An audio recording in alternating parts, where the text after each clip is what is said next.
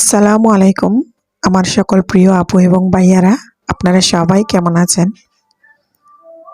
আশা করছি কাছে এবং দূরে, দেশ এবং বিদেশে যে যেখানে বসে আমার আজকের ভিডিওটি দেখতেছেন, আল্লাহর রহমতে আপনারা সবাই অনেক ভালো আছেন। আর আমরাও আল্লাহ তাআলার অশেষ রহমতে আলহামদুলিল্লাহ বেশ ভালো আছি। বরাবরের মতো চলে আসলাম নতুন আরও একটি ব্লগ ভিডিও নিয়ে। ভিডিওর শুরুতে আপনাদেরকে বলে দিচ্ছি, প্লিজ আমার ভিডিওটি দেখার শুরুতে একটা লাইক দিয়ে আমার ভিডিওটা কন্টিনিউ করে রাখবেন।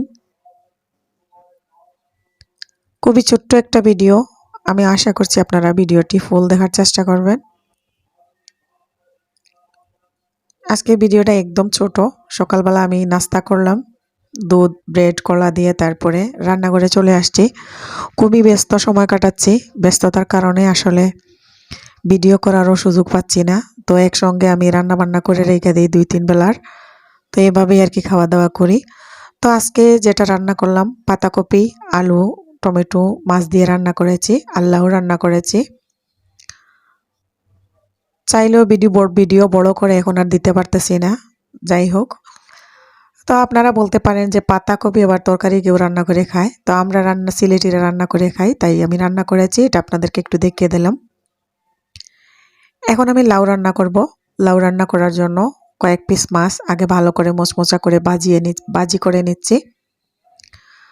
আর এগুলো হলো ফ্রিজে রাখা মাছ। ফ্রিজের রাখা মাছগুলো আসলে একটু মোচমোচা করে বাজি করে রান্না করতে হয়, না হয় তরকারির স্বাদটা বাড়ে না। এর মধ্যে আমি লাউ কেটে কুটে ধুয়ে পরিষ্কার করে ক্লিন করে নিয়েছি। বসিয়ে দিলাম ফ্রাই প্যান, দিয়ে দিলাম তেল, তারপরে পেঁয়াজ বাটা, রসুন বাটা,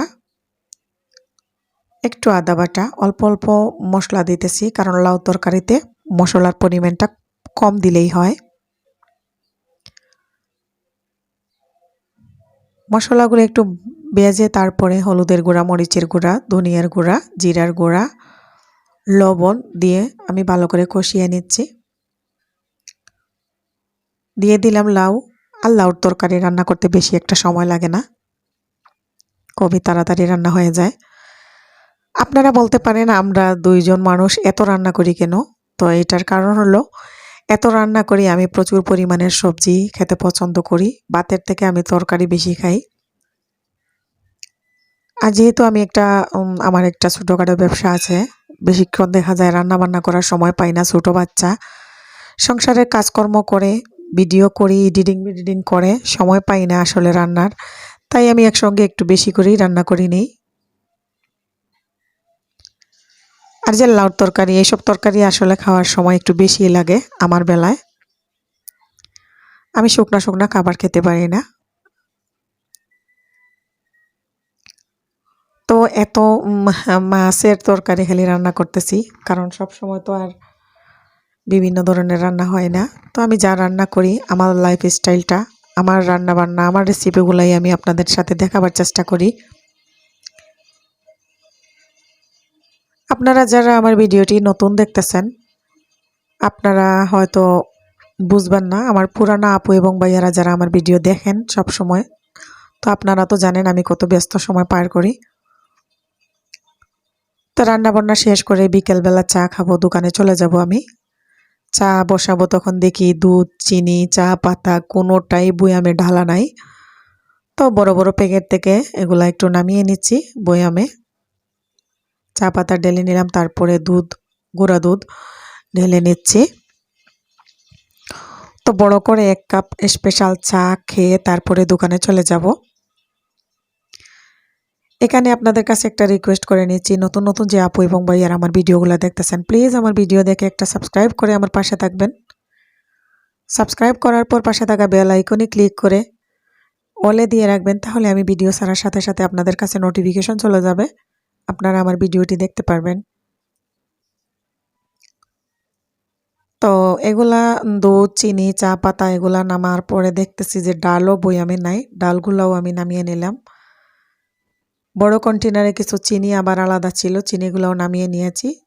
ছোট ডিব্বার মধ্যে এইভাবে আমি করে নেই, 1/2 কেজি পরিমাণের বয়ামে বইরে রাখি সব কিছুই, তো আস্তে আস্তে এখান থেকে ব্যবহার করি।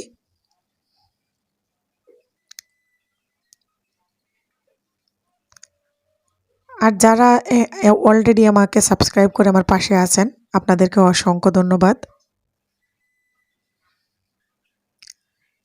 আমার চা হয়ে গিয়েছে। এখন আমি এগুলা জায়গার মধ্যে যার যার জায়গায় রেখে দিচ্ছি। আর চাটাও এখন খেয়ে নিব। আমি খুব চা পছন্দ করি। সকাল বিকাল ২ বেলা আমার চা খেতেই হয়। সন্ধ্যা হয়ে গিয়েছে। এখন আমি চা খেয়ে নেব। এখন আমি চলে এসেছি দোকানে। এসে মাত্র দেখি যে অনেকগুলা ওয়ালিদের বাবার বিস্কুট অর্ডারই ছিল। এখানে আনি রাখছে। গাড়িতে জায়গা ছিল না। তো স্টকে জায়গা ছিল না, এখানে রাখছে। পরে বের করে নিয়ে যাবে। এখন ওয়ালিদের বাবা কালেকশনে চলে যাবে। আমি দোকানে বসে পড়ব। এই পর্যন্ত যারা আমার সাথে ছিলেন, যারা এতক্ষণ আমার ভিডিও দেখেছেন, সবাইকে অসংখ্য ধন্যবাদ জানিয়ে আমি আমার ভিডিওটি এখানে শেষ করে নেব। সবাই ভালো থাকবেন, আমার সাথে থাকবে, আমার জন্য দোয়া করবেন। ঠিক আছে, বিদায় নিয়ে নিচ্ছি। আল্লাহ হাফেজ। আসসালামু আলাইকুম।